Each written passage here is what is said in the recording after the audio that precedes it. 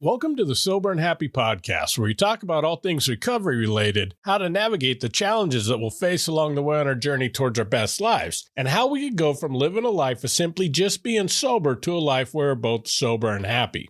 Anybody who has quit drinking can tell you that you don't just quit drinking and automatically stop thinking about alcohol. I am certain that I noticed beer commercials and billboards even more once I stopped drinking. I definitely started noticing every single time I walked past the liquor aisle in the grocery store.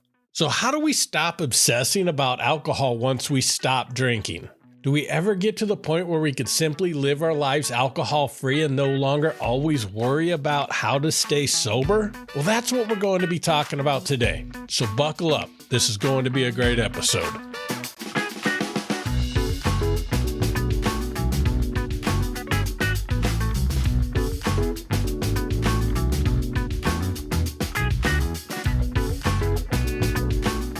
Welcome back.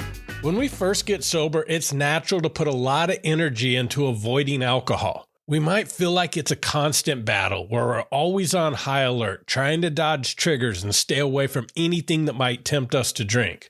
This initial focus on alcohol and sobriety is crucial. It's part of the process. But over time, staying hyper-focused on avoidance could start to feel restrictive and even harmful. I went to a Tony Robbins event when I was about 6 years sober. I had read a couple of his books, seen countless YouTube videos, and always enjoyed listening to him speak. So when I had the opportunity to go to one of his events, I jumped on it. Life at this time was a struggle. On the outside, everything looked great.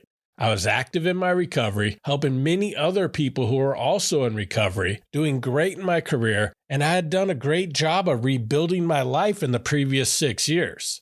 But I couldn't shake the lingering feeling that disaster was right around the corner, that I was going to do something to mess everything up and ruin everything that I had rebuilt. The anxiety from this growing feeling had built so strong that I had started taking anti-anxiety medications just to manage it. On one of these days during this conference, Tony Robbins started talking about the huge impact our focus has on our lives. He said, "Where your focus goes, your energy flows." During this time, he told a few stories, one of which was about taking lessons in driving a race car. The instructor told him that when people lose control and spin out their cars, they hit the wall because they are focused on the wall. He said that it is natural to focus on the obstacle you want to avoid in that situation, but by focusing on it, you'll subconsciously steer towards it and end up hitting the exact obstacle you are focused so hard on avoiding. The only way to avoid the wall was to stop looking at the wall and instead shift your focus back on the track so you would steer back to where you wanted to go. This got me thinking about why I was constantly worried about the other shoe dropping despite how well I had done in the past 6 years. I had been sober for over 2,000 days. In those days, I had stayed sober through multiple deaths of people I love, including my father. My dog, who was with me through my darkest times in my drinking and through my biggest struggles sober, also died. I had endured breakups, betrayals, multiple failures, lost friendships, and faced challenges that I thought I could never get through sober. But I didn't drink one drop. Yet despite all of the evidence that I could stay sober no matter what, I always feared that relapse could be just around the corner. I thought again about what Tony Robbins said. Where your focus goes, your energy flows. My fear of relapse was the wall from that race car story. I was so worried about ruining everything I had rebuilt, my career, my relationships, my finances, my life, my sobriety, that all I was focusing on was not relapsing.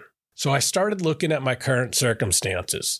Although I was heavily involved with recovery at that time, I realized that much of the messages that I was hearing in recovery were all about the potential dangers if we let our guard down. I was told things like, no matter how long you're sober, you're always in danger of relapse. The more confident you are in your recovery, the closer you are to that first drink. Other people who had been sober for a long time would say things like, I know every day that I'm sober, I'm just one day closer to relapse if I don't keep working the program. One old timer would joke that alcohol is out in the bushes hiding, and we're all in danger of it jumping out and attacking us the second we let our guard down. I'd constantly hear stories of people with decades of sobriety relapsing because they stopped going to meetings. Then there was countless other stories of relapse, all because someone messed up or stopped doing some part of their recovery program.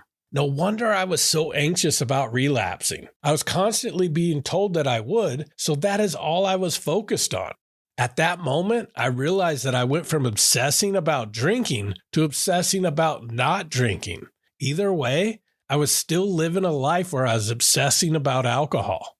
I knew that if I kept focusing on that wall, I would eventually hit it, and I had to make some changes. The first thing I did was I decided to stop going to meetings. Of course, this was met with numerous people telling me that relapse was certain if I did that, and if I was lucky enough to make it back, they would still have a seat available to me. These scare tactics were meant to encourage me to stay, but it only made me more confident in my decision to leave. The second thing I did was to begin to shift my focus. This didn't mean I was going to simply forget that I was an alcoholic and completely abandon my recovery. The goal was to move from a state of constant vigilance to one of living a fulfilling life where alcohol simply does not have a place. For the first time since I got sober, I started looking at what I wanted in life without asking the question on how it would affect my recovery, because I realized that my lasting recovery depended on me living a fulfilled life. One of the major benefits of shifting our focus away from alcohol is the opening up of new possibilities. When we stop centering our lives around avoiding alcohol, we begin to see that being sober opens up a world of possibilities for us. When we are focused on not drinking, we'll focus on all the things we feel like we are missing out on because we don't drink anymore. When we instead focus on living an amazing life, we realize that we're not missing out on things because we don't drink, and that we have more opportunities than we had before because we are sober. We can begin to explore new hobbies, deepen our relationships, and start setting meaningful goals. For example, instead of avoiding social situations where alcohol might be involved, we could focus on engaging in activities we genuinely enjoy. Now, if you're like me when I first got sober, I didn't know what I enjoyed. Everything I did in life for over a decade revolved around drinking, so I did not know how to have fun sober. We have two choices here. We could sit around and focus on how we no longer know how to have fun since we quit drinking, or we could focus on finding activities that we enjoy sober. You'll start to notice the benefits of this shift of focus immediately. And like me, although you may not enjoy everything new you try, just the process of exploring new things is what becomes enjoyable. Another significant benefit is the improvement in our mental and emotional health. Constantly avoiding alcohol could keep us in a state of fear and anxiety, but when we focus on living, we shift to a more positive and empowering mindset. This isn't about being overconfident in our abilities not to drink. This is about empowering ourselves and shifting our identity. I haven't worried about drinking for years because I do not drink. That is who I am today. This doesn't mean we should throw caution to the wind and put ourselves in risky situations when the temptation to drink is still strong. Instead, it's about gradually building confidence and resilience, learning to navigate a world where alcohol exists but does not control us. However, it is important to acknowledge that complete avoidance of alcohol-related situations can also be harmful in the long run. Avoidance can lead to isolation and a sense of missing out on life. It can prevent us from developing the skills and confidence needed to handle real-world situations where alcohol is present. Life is full of social events, celebrations, and gatherings where alcohol might be around, and learning to manage these situations is a crucial part of sustainable sobriety. It is best to take precautions in these situations at the beginning of our sobriety, whether it is bringing someone you trust along to support you, leaving if things get too tempting, or having a good plan going into it as a precaution. Over time, these experiences could build your confidence and show you that you could enjoy life fully without alcohol. Most importantly, you'll begin to learn that your alcoholism is not a life sentence of constant avoidance and diligence. The key is to focus on the outcome we desire. If we do that, we'll greatly increase our chances of success. Life is uncertain, and that fact cannot be avoided, but we can control what we are focused on. Shifting our focus from avoidance to living involves changing our mindset. It is about embracing the possibilities of a sober life rather than seeing sobriety as a constant struggle against alcohol. This shift allows us to create a life that is fulfilling and meaningful, where alcohol loses its power over us. And that is the type of life where the magic happens. It is the essence of living sober and happy. Thank you for listening to this episode, and I hope you enjoy the podcast. Here's your weekly challenge. Spend the next week recognizing what you are focusing on throughout your day. Returning to Tony Robbins' quote, "Where your focus goes, your energy flows." Notice how you feel with each thought. How is your energy when you're focused on positive thoughts and when you're focused on fear-based thoughts? I promise you that you will find this exercise very enlightening. That is my challenge for you this episode.